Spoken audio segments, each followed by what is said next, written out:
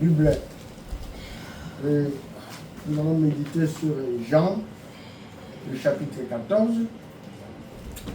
Jean, chapitre 14. Nous allons partir du verset 15e jusqu'au verset 27. Jean, chapitre 14, verset 15 au verset 27. Cela étant, je vais demander au peuple de Dieu de s'élever pour la gloire du Seigneur, pour honorer sa parole.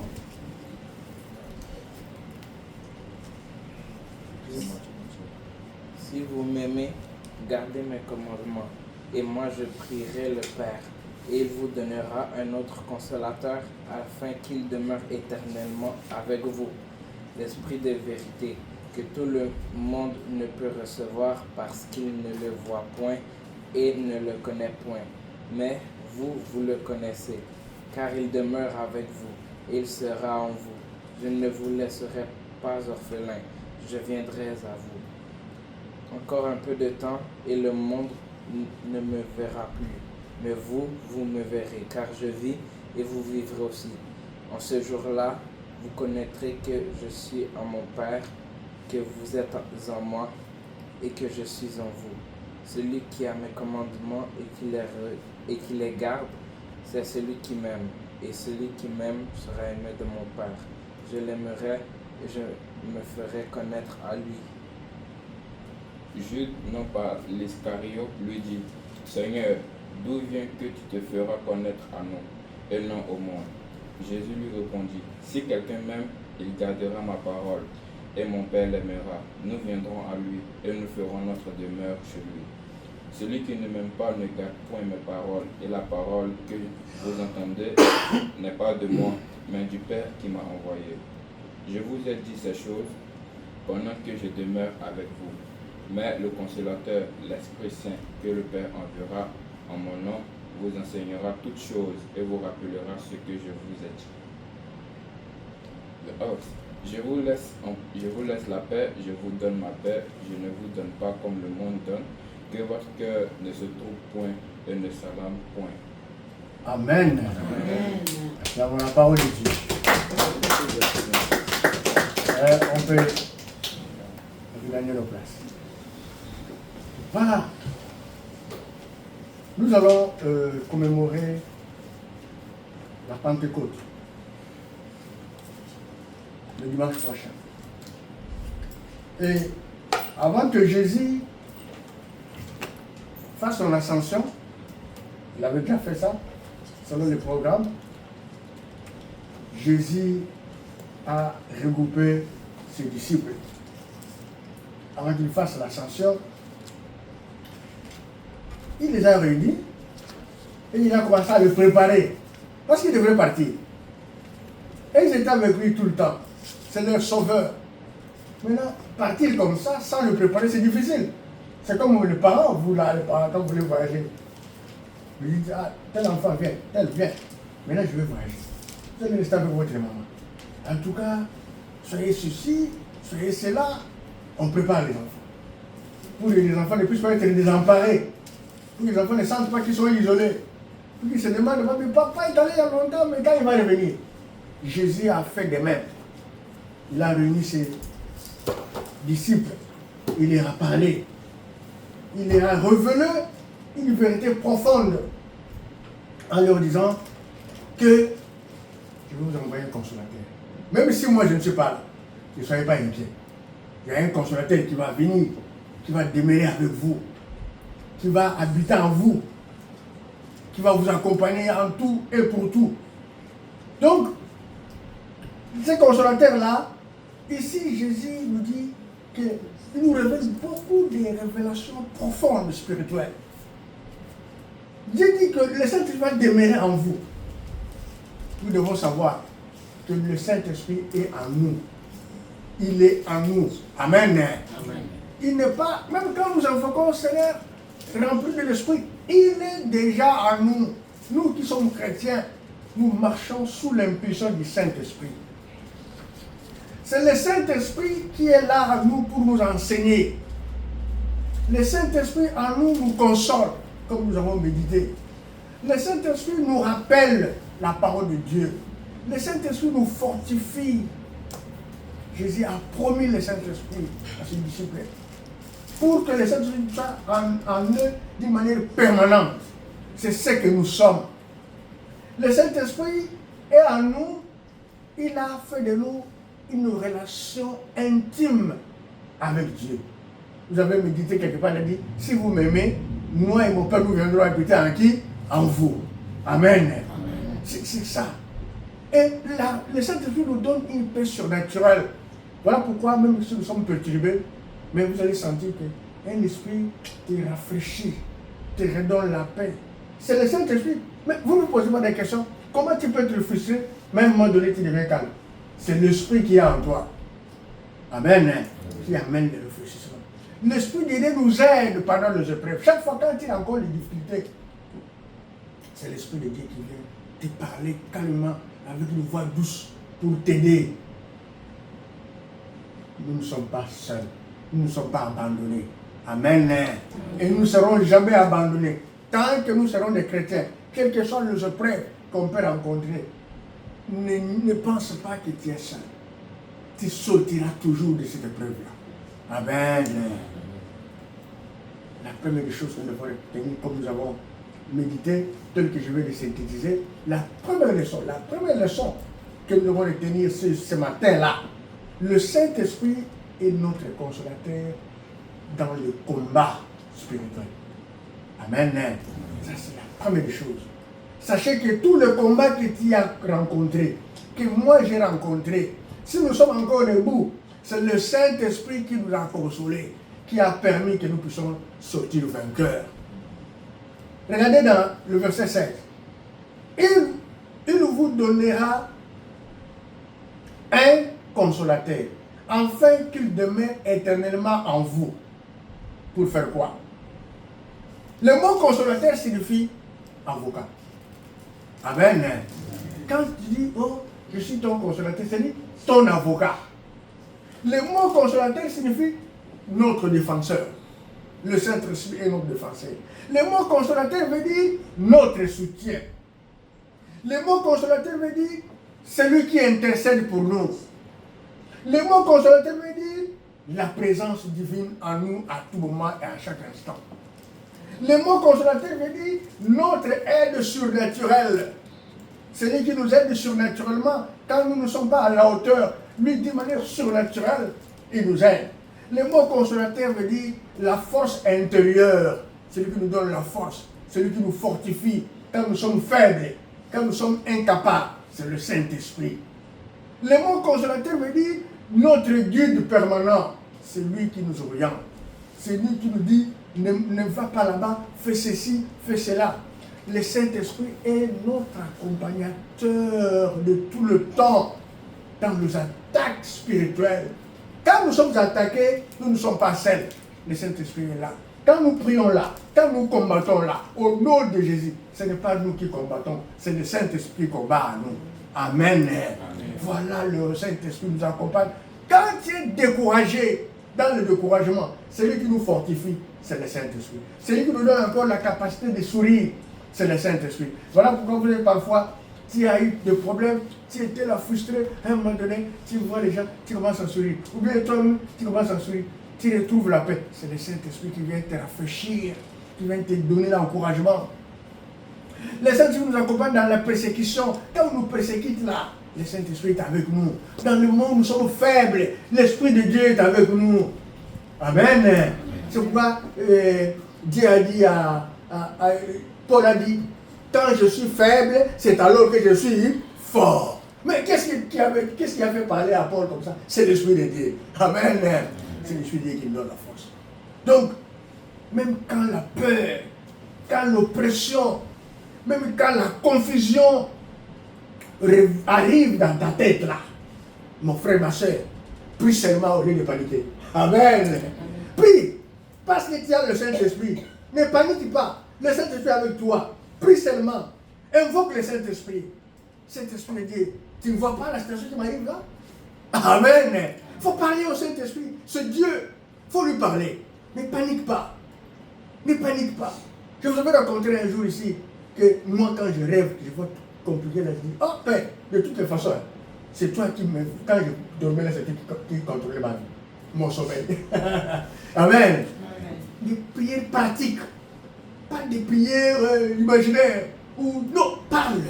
Comme tu parles. Saint-Esprit dit, regarde, je suis dans l'embarras. Fortifie-moi. Relève-moi. Donne-moi le courage. C'est ça la prière. La prière, c'est parler.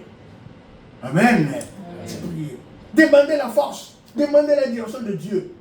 Quand tu es panique, tu es opprimé, la peur t'envahit, la confusion te tourmente, dis à Dieu, donne-moi la force, donne-moi la direction. Qu'est-ce que tu dois faire maintenant? Même si tu traverses une profonde solitude, le Saint-Esprit te donnera la paix et la force dans la prière. Amen. Qui n'a jamais fait ça? Tu es là, une solitude, une perturbation, mais tu vas voir comme ça, brusquement, le courage vient et tu commences à prier. Ça arrive, c'est le Saint-Esprit, parce que le Saint-Esprit sait que nous là, nous ne sommes pas capables de nous-mêmes. Amen. Même si tu es en face d'une décision difficile, tu ne sais pas comment tu peux te décider, le Saint-Esprit va te donner la conviction et va te donner le discernement pour savoir comment tu vas prendre la décision. Prendre quelle direction tu vas prendre, quelle position tu vas prendre. Le Saint-Esprit qui est en toi là va te donner ça.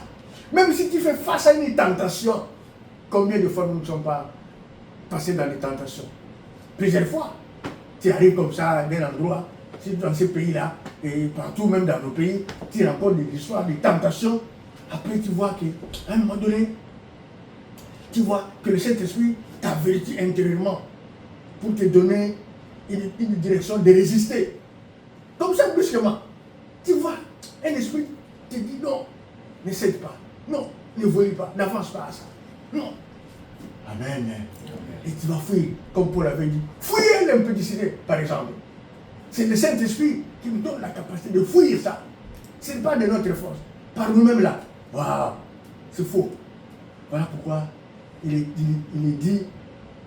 De même aussi, l'Esprit nous aide dans notre faiblesse. Car nous ne savons pas ce qu'il faut, ce qui nous convient de demander dans nos prières. Mais l'Esprit lui-même intercède par des soupirs inexprimables. Amen. Voilà, ça c'est dans Romains 8, et verset 26. Voilà. La parole de Dieu confirme comment le Saint-Esprit lui-même nous aide. Parce que dans le monde où nous sommes faibles, cette parole-là nous confirme que c'est le Saint-Esprit qui nous aide. Lorsque nous nous sentons faibles, il nous aide.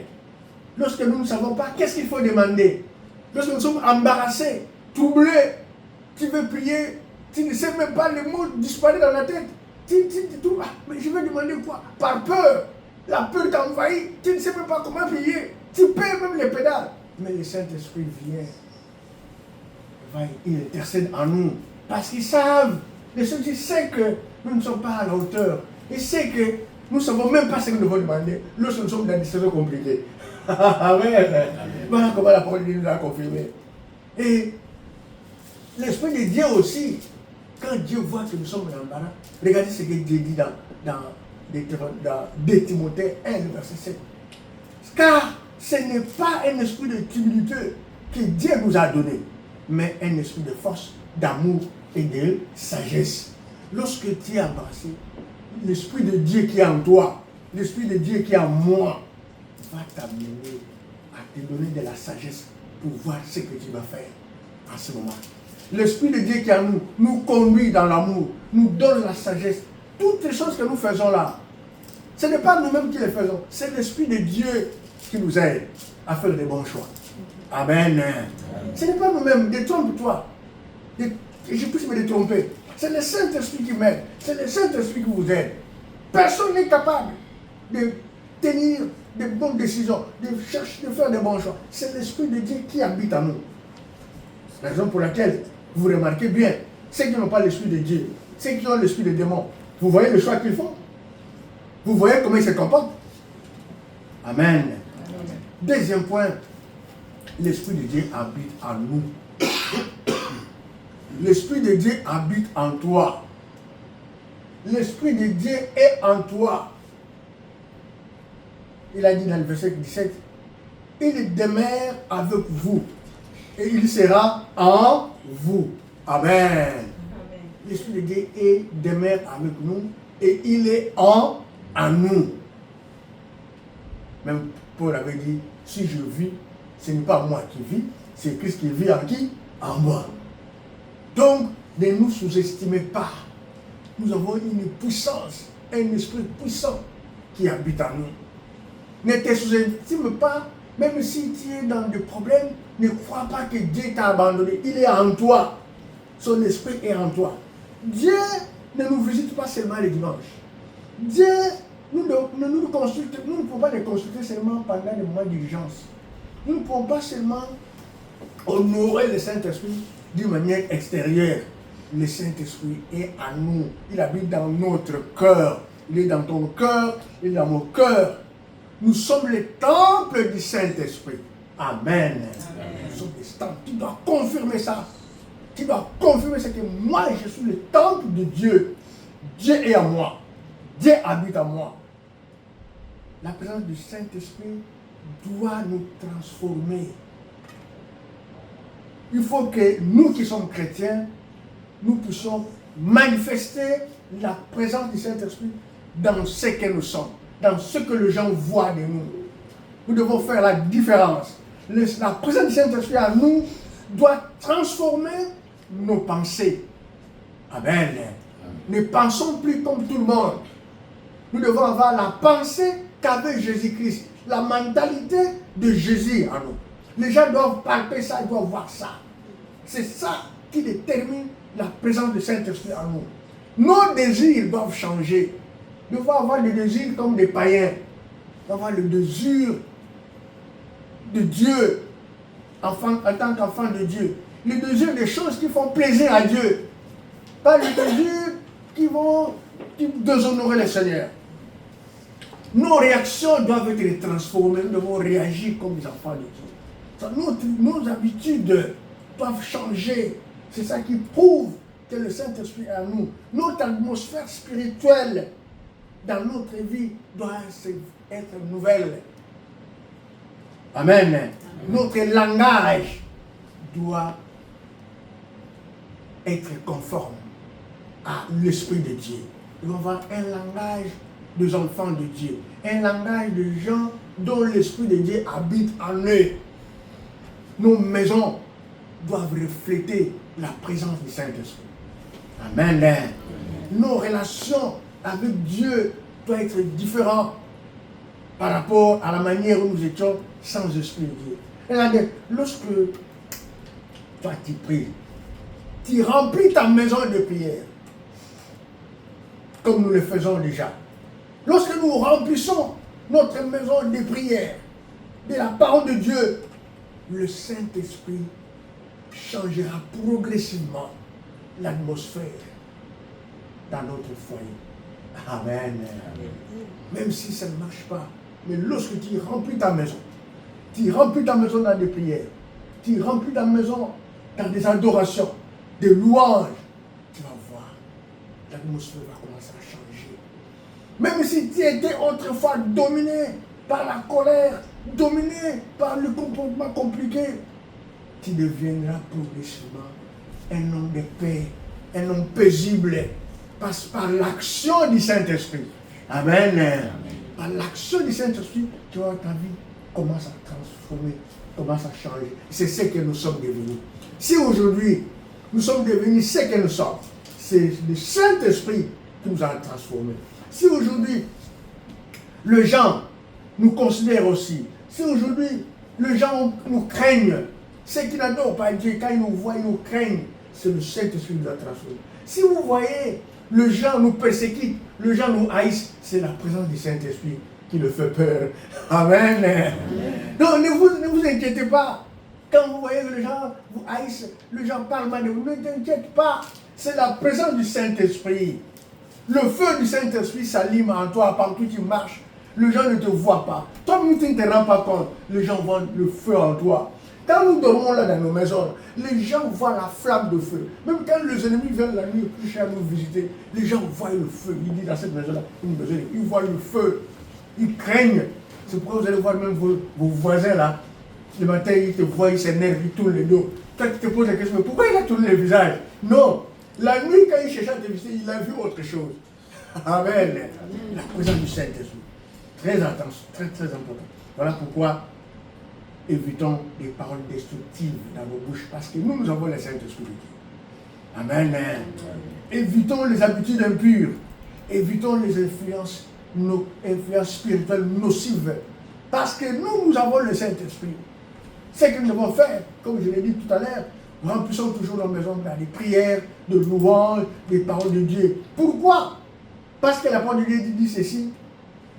Ne savez-vous pas que vous êtes le temple du Saint-Esprit, le temple de Dieu, et que l'Esprit de Dieu habite en vous? Si quelqu'un détruit le temple de Dieu, Dieu le détruira. Car le temple de Dieu est saint, c'est ce que vous êtes. Amen. C'est ce que nous sommes. Ça, c'est dans 1 Corinthiens 3, le verset 16 à 17. Regardez. Dieu confirme, c'est ce que vous êtes. Voilà pourquoi nous devons remplir nos maisons de prière. Et nous devons retirer de nos bouches des paroles destructives. Nous devons retirer de nos bouches tout ce qui n'honore pas Dieu. Parce que nous sommes le temple de qui? De Dieu. Et il dit encore, vous n'appartenez point à votre corps. Et le temple du Saint-Esprit qui est en vous, que vous avez reçu de Dieu, et que vous ne vous appartenez point à vous-même. Ah, ça c'est sérieux. Ça c'est 1 Corinthiens 6, le verset 19. Regarde, vous n'appartenez point votre corps. Donc, votre corps ne vous appartient pas, en d'autres termes. Parce que le corps est le temple de qui? Du Saint-Esprit. Qui habite en qui? En vous. Et que vous avez reçu de qui? De Dieu. Et que vous ne vous appartenez plus à vous-même. Nous n'appartenons pas à nous-mêmes. Quand tu marches là, quand tu chantes là, quand tu dors, tu manges, tu pars à l'école, tu pars au travail, mais dans ta tête, que tu ne t'appartiens pas à toi, à toi-même. Tu appartiens à qui? À Dieu. Parce que nous sommes le temple de qui? De Dieu. Comme nous sommes le temple de Dieu, reflétons le temple de Dieu partout où nous passons. Les gens sentent qu'ici il y a l'Esprit de Dieu. Amen. Très important. Très très important. Ephésiens 2, le verset 22 dit encore, et lui, en lui, vous êtes aussi édifice pour être une habitation de Dieu en esprit. Nous sommes des habitations de Dieu. Amen. Tu es habitation de Dieu, mon fils, ma soeur, mon frère. Tu es habitation de Dieu. Je suis habitation de Dieu. Je ne suis pas n'importe qui. Tu n'es pas n'importe qui. Amen. Très important. C'est pourquoi la vie de sainteté est très importante. Parce que lorsque nous attestons le Saint-Esprit, sachez que nous donnons accès à qui? Au diable. Amen. N'attestons jamais le Saint-Esprit. Le Saint-Esprit de Dieu, troisièmement, enseigne et rappelle la vérité. Le verset 26 dit quoi? Il vous enseignera toutes ces choses. Toutes choses. Il vous enseignera toutes choses. Le Saint-Esprit nous éclaire. La Bible. La Bible, telle que vous la voyez là, si nous la méditons, si nous parvenons à donner une révélation, c'est grâce au Saint-Esprit. Amen. Amen. Si tu la médites seul, sans le Saint-Esprit, tu ne vas rien comprendre. Rien du tout. Dans l'histoire de la Bible, Philippe s'est promené, il a rencontré un monsieur là, qui lisait l'écriture. Philippe lui a posé la question, est-ce que tu comprends ce que tu as édité là-bas? Il dit, tu ne comprends rien? Il dit, ok, je vais t'expliquer. Parce que Philippe était rempli de quoi? Du Saint-Esprit. Mais lui n'était pas rempli du Saint-Esprit. Il ne comprenait rien. C'est comme tout le monde ici. Ce n'est pas tout le monde qui comprend ce qui est écrit dans la Bible. À part nous qui sommes remplis du Saint-Esprit, qui comprenons. Les autres, quand ils méditent la Bible, ils voient ça comme un livre, comme tout autre livre. Mais nous, les chrétiens, quand nous lisons, nous méditons, l'Esprit de Dieu nous éclaire. Et quand Philippe lui a éclairé la parole, le Messie a dit, non. Et c'est que tu veux baptiser maintenant. Ils ont cherché de l'eau et Philippe l'a fait quoi? L'a baptisé. Mais avant, il n'a pas compris la parole de Dieu. Donc, la parole de Dieu, l'Esprit de Dieu nous éclaire. L'Esprit de Dieu, c'est l'Esprit de Dieu qui nous donne le discernement, de distinguer le mal et le bien. Amen. C'est l'Esprit de Dieu qui nous protège contre les erreurs, contre les fausses prédications, contre les fausses prophéties. Quand les gens donnent de fausses prophéties, c'est le Saint-Esprit qui nous dit, non, attention, celui-là, il a mal prophétisé. Celui-là, il a mal enseigné. Il a mal prêché. Voici la réalité. Amen. C'est pourquoi dans la parole de Dieu, il est écrit, lorsque Pierre était en train d'annoncer l'évangile au public, les gens là, ils prenaient les Écritures pour vérifier si ce que Paul disait, Pierre disait était vrai. Amen. Voilà. C'est le Saint-Esprit qui nous donne, qui nous aide à connaître les erreurs, à nous protège contre les erreurs. C'est le Saint-Esprit qui nous aide à comprendre la voix de Dieu. C'est le Saint-Esprit de Dieu qui nous rappelle tout le temps les promesses de Dieu lorsque nous sommes en train de douter. Quand tu es là, accablé, tu commences à mettre des soucis dans ton cœur, à cause de problèmes, à cause de difficultés, tu vas voir, ouf, une parole vient te dire, non, sois calme, Dieu est là, Dieu est près de toi. Ce n'est pas toi, c'est l'Esprit de Dieu qui vient enlever le doute dans ton esprit pour te rassurer qu'il est là. Sans le Saint-Esprit, la connaissance reste intellectuelle. Amen. Amen. Reste intellectuelle. Ça veut dire quoi? Vous voyez, quand beaucoup de gens ici voulaient parler de Dieu, mais ils ne veulent pas, ils veulent la nature. Pourquoi? Parce qu'ils n'ont pas le Saint-Esprit de Dieu. Ils sont plus intelligents, mais ils n'ont pas la sagesse de Dieu. Hein? Ils vont te parler de philosophie, des théories socratiques, des théories là. Mais quand tu leur parles des choses de Dieu, ils ne te comprennent pas. Parce que l'Esprit de Dieu n'est pas avec. Mais nous, ils sont restés intellectuels, sans sagesse. La Bible, quand tu n'es pas le Saint-Esprit de Dieu, comme j'ai dit tout à l'heure, tu vas mal comprendre la parole de Dieu. Et quand tu n'as pas le Saint-Esprit de Dieu, tu ne sauras pas discerner le piège du diable. Là où tu pars, là où tu travailles, là où tu marches, tu ne sauras pas que ici c'est mauvais, ici c'est bon. Parce qu'il n'y a pas l'Esprit qui peut te guider. Amen. Amen. Quand le Paul se marchait pour évangéliser, il voulait partir à Macédoine. L'Esprit de Dieu veut lui dire non, ne va pas là-bas. Va ici. Il y a un piège là-bas qu'on attend. Amen. Amen. Donc si tu n'as pas l'Esprit de Dieu, tu vas marcher vaille, sans révélation. Tu vas aller tomber comme ça dans les pièges. Voilà pourquoi, mon frère, ma soeur, avant de prendre toute décision dans ton foyer, au service, même dans tes projets, même dans tes études, il faut d'abord prier. Amen. Amen. Il faut d'abord demander la sagesse de Dieu. La sagesse de Dieu, c'est le Saint-Esprit qui amène la sagesse pour prendre des décisions. Il faut méditer la parole de Dieu. C'est très important. Lorsque vous méditez la parole de Dieu, le Saint-Esprit va te faire comprendre certaines vérités qui peuvent transformer ta vie, qui peuvent transformer ta manière de vivre, que tu ignorais. Le Saint-Esprit est capable. Le Saint-Esprit peut te rappeler une parole de Dieu au moment où tu te trouves en face d'une tentation. Tu te trouves en face d'un danger. Le Saint-Esprit peut te parler. Je vous donne l'exemple de Paul. Il marchait. Il dit non, ne va pas là-bas. Fais ceci. C'est le Saint-Esprit qui est en toi. Donc, avant de prendre avant un choix important, comme le mariage, comme le travail, comme le ministère, comme le déménagement, cherchez tout d'abord la direction de Dieu avant d'agir. Amen. C'est le Saint-Esprit. Voilà pourquoi la Bible dit ceci. Si quelqu'un d'entre vous manque de sagesse, qu'il le demande à Dieu qui donne à tous simplement et sans reproche, et il lui sera donné. Ça c'est Jacques 1, le verset 5.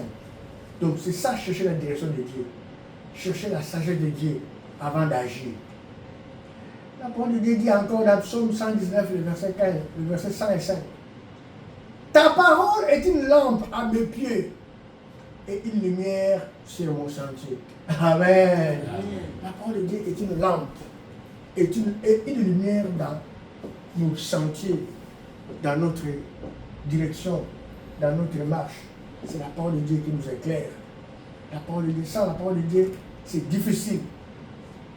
Je finis pour dire que, quatrième point, le Saint-Esprit donne la paix au milieu du combat. Le Saint-Esprit est très important dans notre vie. Ça nous donne la paix au milieu du combat. Au milieu de la persécution, la Saint-Esprit donne la paix. Le verset 27. Je vous laisse la paix, je vous donne ma paix. Je ne vous donne pas comme le monde donne, mais que votre cœur ne se trouble pas et que votre cœur ne s'alarme point. Amen. Amen. Voilà. Le Saint-Esprit, lorsque nous sommes en trouble, le Saint-Esprit amène la paix. La paix du Christ, ce n'est pas l'absence des problèmes. Amen. Ce n'est pas l'absence des problèmes. La paix du Christ, ce n'est pas une émotion passagère. La paix du Christ, ce n'est pas une tranquillité superficielle. Quand Dieu met la paix en toi, elle n'est pas superficielle. Quand Dieu met la paix en toi, ce n'est pas une émotion passagère. Quand Dieu met la paix en toi, ça ne veut pas dire que tu n'auras pas de problèmes. Tu auras des problèmes. Mais la réalité est que c'est une paix qui est profonde. C'est une paix qui demeure en nous. C'est une paix qui ne nous laisse pas. C'est une paix qui ne dépend pas des circonstances. Amen. La paix de Dieu ne dépend pas des circonstances. C'est une paix qui protège notre cœur pendant les problèmes. Amen. Ça nous protège pendant les problèmes. C'est une paix qui dépasse la logique des hommes. C'est une paix qui nous fortifie dans le tempête. Quand nous sommes dans un moment difficile, la paix là vient nous fortifier. La paix là vient nous encourager. Le monde donne la paix, une paix qui est fragile. Le monde donne la paix, tout dépend des circonstances. Quand tu es en difficulté, ça se va, les gens viennent te consoler, n'est-ce pas? Et si n'est pas difficile, les gens viennent? Non! Ça, c'est une paix qui dépend des circonstances. Au lieu de te consoler à tout temps, mais ils viennent te consoler seulement quand tu as des problèmes. Quand tu es malade, ils viennent te consoler. Quand tu as perdu quelqu'un, ils viennent te consoler. Mais quand je suis dans la joie, pourquoi vous ne pouvez pas me consoler? C'est ça la paix des hommes. Amen. C'est ça la paix des hommes. C'est une paix qui est fragile. Même quand tu as perdu ta mère, ils vont venir. Oh ma soeur, vraiment, oh ma soeur. Mais lorsqu'ils vont partir, est-ce que ça va, la paix là va continuer? Tu vas rester ta même, tu vas commencer, tu vas t'effondrer encore. Mais quand ils viennent, tu fais semblant d'être en paix. Ils te parlent, ils te disent, ils te donnent des conseils, tu es en joie, non?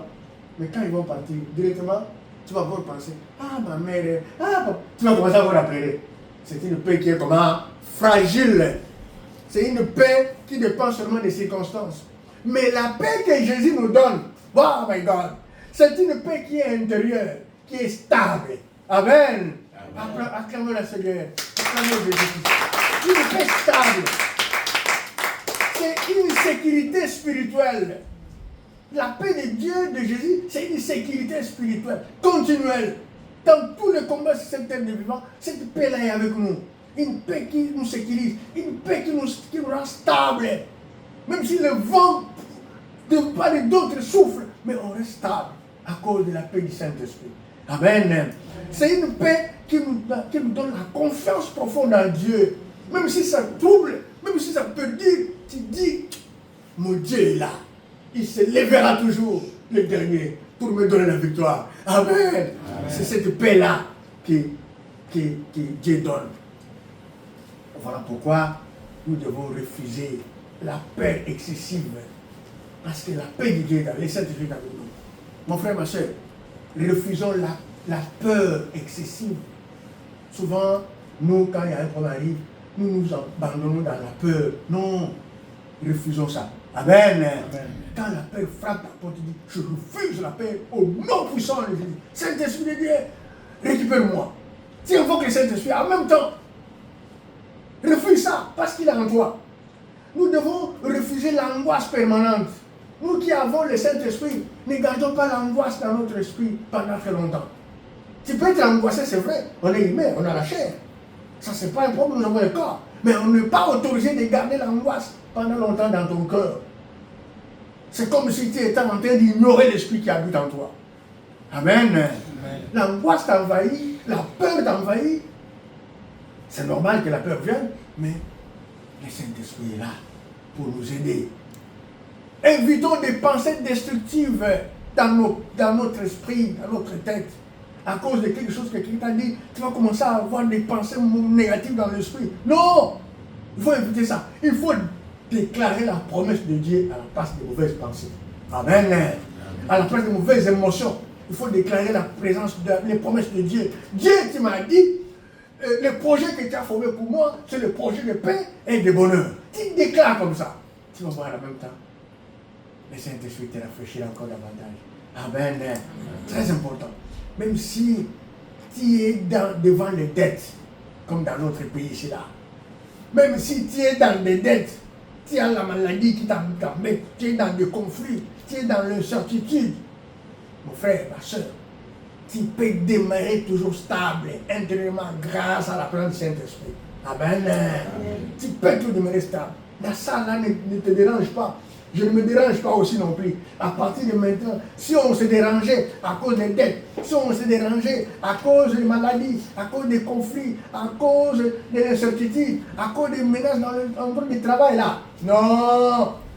Quand tu vois même des menaces au travail là, dis seulement au Saint-Esprit, occupe-toi de ces gens-là. Amen. Ça c'est la foi. Tu fais une déclaration de foi. Saint-Esprit de Dieu, n'est-ce pas toi qui habites en moi? Est-ce que tu ne vois pas cela? Amen. Amen. Tu déclares. C'est ça la paix de foi. Tu confesses que Dieu est grand en face de cette histoire. Tu confesses que comme j'ai le Saint-Esprit, je ne serai jamais ébranlé. Amen. Amen. Tu confesses ça. La parole de Dieu dit ceci, que la souffrance là, c'est pour un peu de temps. Que tu peux rencontrer, que je peux rencontrer. C'est juste pour m'affermir, pour me fortifier, pour me rendre inébranlable. Qui nous rend inébranlable? C'est le Saint-Esprit de Dieu. Amen. Acclamons le Seigneur.